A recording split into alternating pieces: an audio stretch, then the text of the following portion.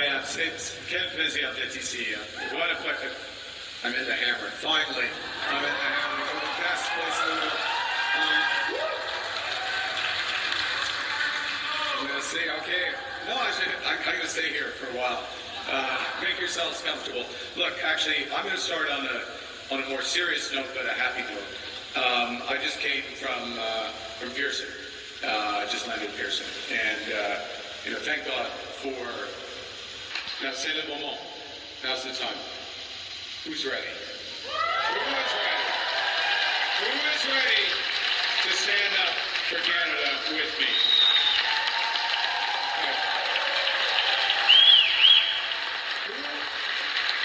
Who is ready to show some Hamilton steel to the Americans? They will figure it out. They will figure it out just how much they depend on this city, this region, this country. It may take them a while. So, we're going to dig in. We're going to dig in, and we're going to take control. Now, it was literally a month ago yesterday, I put up my hand to run for the leadership of the Liberal Party. So I'd like to ask as well, who's ready to help the Liberal Party win the most important election in our lifetime? Okay. I'll ask again at the end, and we'll see if I can convince you to join. This is going to be an absolutely crucial election for our country.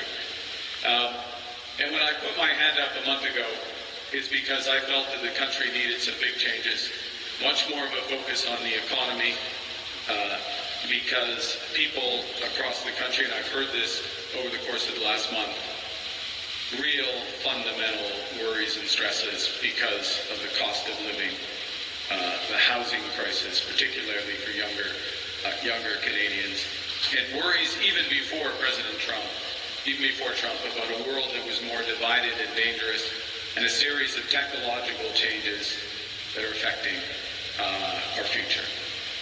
A series of technological changes. By the way, after this, I'm going to McMaster and the Innovation Lab to see how we can put those technological changes into place for great jobs for Canadians. But we have to act. So I put my hand up. I've never been a politician. Still not really fully a politician. Still say too much.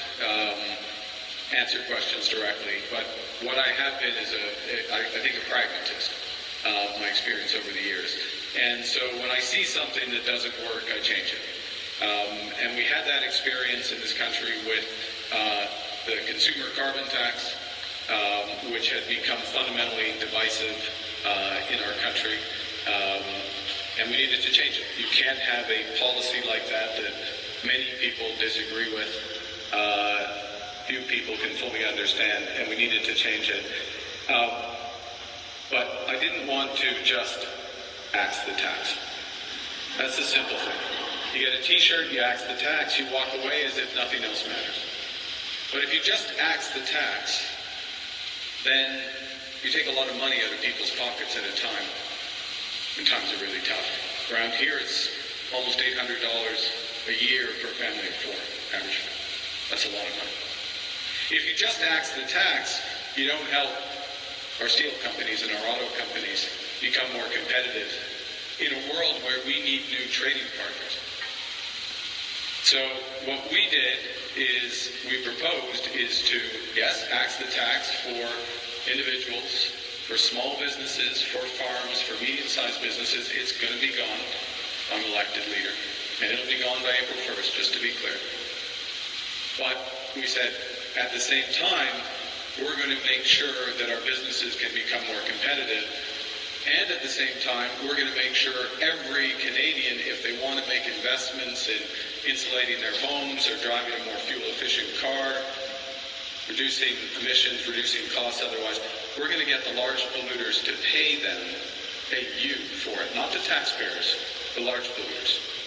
That's the smart way to do it, because it actually makes it cheaper for the large polluters and better for all of you. And we're going to do one more thing. We know that that in and of itself is not enough to make everybody whole. So we're going to deliver a middle-class tax cut for all Canadians.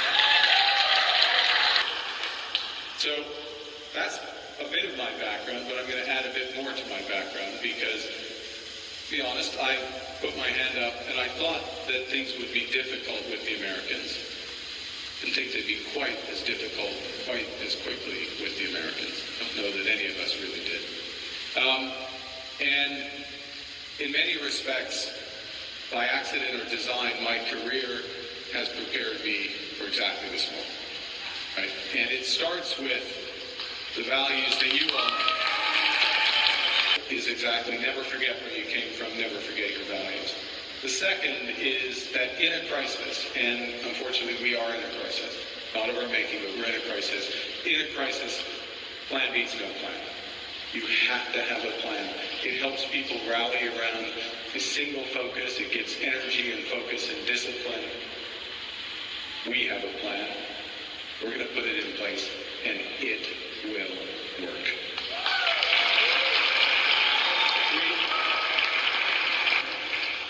I learned over the years is, and it goes back to the first, is that markets, the private sector, which is the most powerful thing we've ever invented to get things done, markets don't have values. People do. Okay? And it's part of the job of government, certainly a Liberal government, is to make sure that the market, the private sector, works to help solve the problems for Canadians. And my opponent, Pierre Poilievre, doesn't get that, doesn't get any of that. And it's not entirely surprising because I've seen this before in different countries around the world. There's no stronger believer in the power of the market and free enterprise and Milton Friedman and fundamentalism than someone who's only ever been a politician. Somebody who's never earned a paycheck or had to make payroll. Okay? That sort of trickle-down economics is not what we need. It's not what's going to drive this country forward. Yeah. Now, the challenge we have right now, and we know it, one of the challenges we have, it comes from south of the border. And the bottom line is the Americans, and it's becoming increasingly clear, want our resources. They want our water, they want our land. And if they get that on the terms that they want, they will destroy our way of life. That's what's at stake. They will destroy our way of life because America's many things, and it's a great country, but America is not Canada. America is not Canada. Exactly. America, we are a mosaic. I look around this great room, we're all Canadians, but all different identities. Well, we're all Canadians, and we celebrate that. America is a melting pot. In America, diversity is now an insult, and it soon will be a crime to promote it. That's not a line. That's a reality. That's what's happening in America. It's a shame. Maybe they'll snap out of it eventually, but that's what they are now. In America, healthcare is a big business. And candidates are right. In America, the social safety net has huge holes in it through which tens of millions of people fall through every year. So, yes, America is not Canada. And Canada never, ever will be part of America in any way. So, the question for us, I like that. The question for us is, what do we do about it? And in a situation like this, we have to ask ourselves, what can we control? What can we influence? What can't we control? We can't control shocks that come from outside our country. We can't control foreign wars. We couldn't control a financial crisis that happened 15 years ago that started in the U.S. Can we control President Trump? No. Can anyone control President Trump? No. I think we can influence President Trump by taking seriously some of the issues that he raises, taking them at face value and trying to find solutions that are in our interests as well. And the tragedy of fentanyl on both sides of the border is something we need to address. Having a secure border is something we need to address. And the measures the government has put in place and reinforcing those, making sure they work and cracking down on drug gangs and opioid abuse here in this country is something we need to do. So we can influence him a bit, but exactly when President Trump, and it's only President Trump, when President Trump is willing to sit down and hammer out a negotiation that works for our auto companies, that works for our steel companies, that works for our aluminum companies, that works for our agriculture. Exactly when they're willing to do that, it's not clear.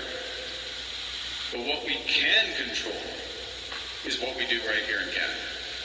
We are absolutely, en français on dit, nous sommes maîtres chez nous.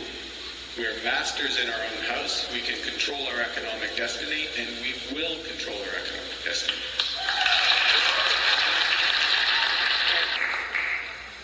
We will put pressure on them. We're doing it because it's right for us, but in a negotiation, that's how you put pressure on the other side. You focus on what you can control. You start building right here at home. We have what they want. They're going to have to ask nicely for it. So, I wanted to say a couple of quick things, and then I'll finish and we'll have a chance to meet, just in terms of what does that mean, being masters at home. What are we going to do? Well, the first thing we need to do is to get on top of government and government spending. We need a government that works for you, a government that gets things done. We need a government that spends less, but invests more. And I'm going to outline exactly, thank you. This is a crucial point because unless we start there, we won't be able to do all the other things we need to do. And we're going to reveal this in the next couple of days, exactly how I propose to do that. So government spends less and invests more. And by invest more, what I mean is that it catalyzes large-scale investment in the private sector to build homes, to build new energy infrastructure, to build clean energy infrastructure, to build new trade routes for our finished goods, to build a better Canada. And that's what we're going to do. Now, we also need to make sure we have one Canadian economy, not 13. And what we will do, if I'm selected, I will convene, and I've already spoken to a number of the premiers, all the premiers and the Prime Minister, to accelerate that process. We have a window where people understand, and Canadians across this country are demanding one economy, and they're demanding action, and we need to take this. Because if we do just that, if we just do the one Canadian economy, it will have a bigger positive impact on this country than anything the Americans can throw at us. Two other things we need to do. We need to find some new friends. We need to find... It's okay. We were friends with our neighbors, now they're just our neighbors. We'll find new friends. We're good people. And we have some old ties. We're going to renew some of our ties. We're going to diversify our trading partners into Europe, UK, some of the major powers, like-minded countries in Asia. Not all the countries in Asia, but like-minded countries. We have what they want. They think like we do. They won't turn on us. And that's what we're going to do. The last big thing we need to do is to make our country more secure. We need to make our country more secure. We need to meet our obligations under NATO. We're going to accelerate the spending, spending towards 2%. And one of the things that I'm determined to do is we could get there very quickly if we sent a bunch of checks to the United States. Exactly. Yeah, don't do that. We're not sending much checks to the United States. Right now, we spend 80 cents for every dollar for military hardware goes to U.S. of A. Wow. Yeah. Doesn't make a lot of sense, does it? So we're going to ramp up what we spend right here in Canada. We're going to defend our long-term commitment. On one final point, which is a fundamental point, and it goes back to, I think, why we're all here, and I want to thank you all for the support. I'm focused, and my main usefulness, just to be clear, lots of flaws, my main usefulness is to build this economy, manage its crisis. Because I'm a member of the Liberal Party, though, I understand why we care about a strong economy. Yes, we want a strong economy for the good jobs today and the jobs for the future for our children.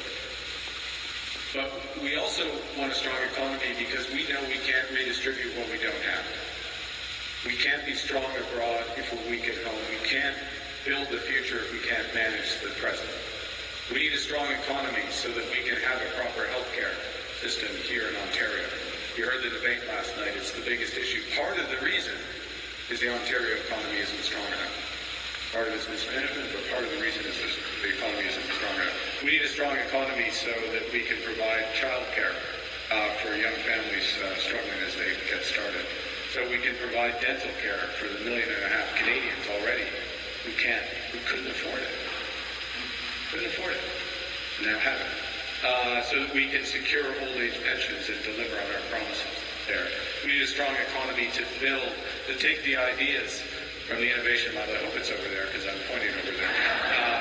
It's all around us, but for the Innovation Lab, to take those ideas and help put them to work to build the economy of the future here in Canada, an economy that doesn't rely on the winds in the Oval Office. That's why we need a strong economy. And the only way we can build a strong economy is together. So I thank you for your support. I thank you for the time. I look forward to meeting everyone.